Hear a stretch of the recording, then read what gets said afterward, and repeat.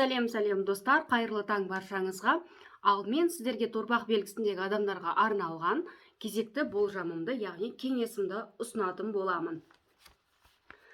Жалпы 30 сәуір күні күн тұтылуымен бірге жаңа ай туады.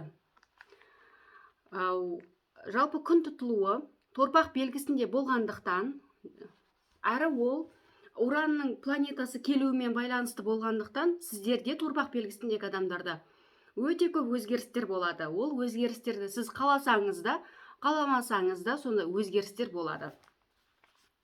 Бірақ барлығы сіз ойлағандай болмайды. Сізде барлығы өзгереді. Сіздің жеке басыңызға қатысты, жұмысыңызға қатысты, айналаңыздағы адамдарға қатысты өзгерістер өте көп болады. Ал бұл өзгерістерді 5-ші, 6-ші, 7-ші мамырда туылған адамдар көбірек сезінетін болады. Ал 3-ші мамыр күні Венера 12-ші домға келіп тұр екен. Жалпы 12-ші дом санаторияны, больницаны, бір қайырымдылық үйін, бір құпияны білдіреді. 12-ші дом алыс деген мағынаны білдіреді, яғни алыстан сіздерге бір жаңалық келуі мүмкін.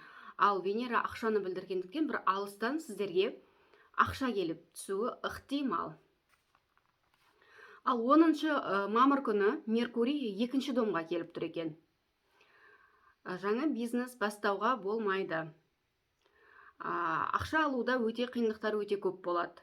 Себебі бұл Меркурий кері бағытта айналады. 3 апта бойы, яғни 3-ші июнь маусым айының 3-не дейін Меркурий кері айналатын болады.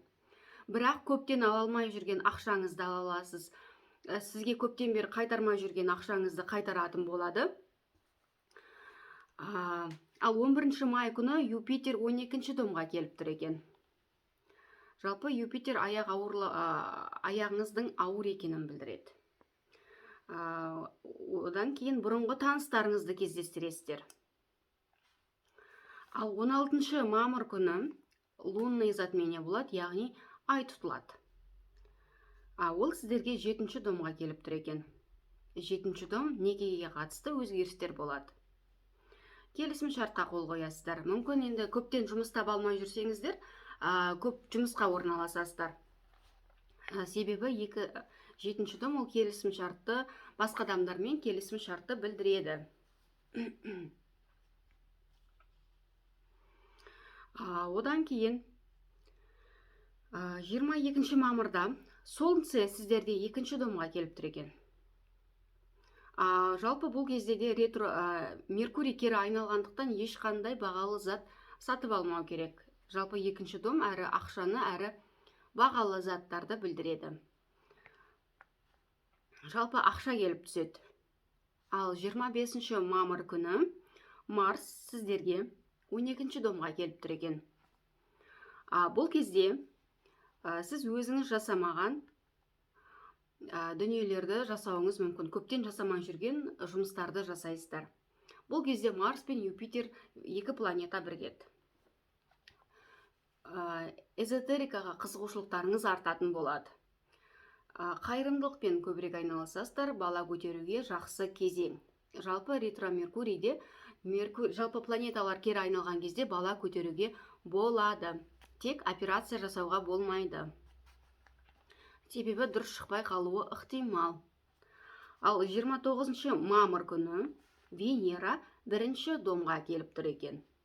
1-ші дом жалпы өзіңізді білдіреді. Өзіңіздің сыртқы көрінісіңіздің әдемі жаққа бір әдем болып көрінетін боласыз.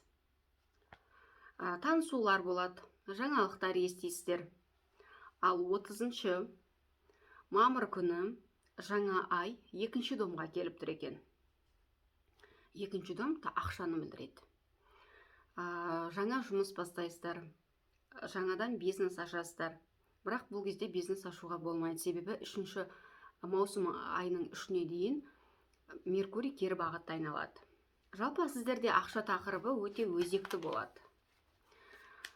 Сонымен қатар мамыр айында торпақ белгісіндегі адамдарда ақша тақырыбы және де денсаулық тақырыбы өзекті болады. Себебі 12-ші дом больницаны, санаторияны білдіргендіктен денсаулықтарыңызға көбірек көңіл бөлетін боласыздар. ақшаларыңызға қатысты өзгерістер болады. Больницаға барып ем аласыздар, бірақ көбірек демалуға жақсы кезеңнің бірі. Жалпы менің айтарым осы. Егер өздеріңізге ұнап жатса, комментарий қалдырып, менің каналыма жазылуды ұмытпаңыздар.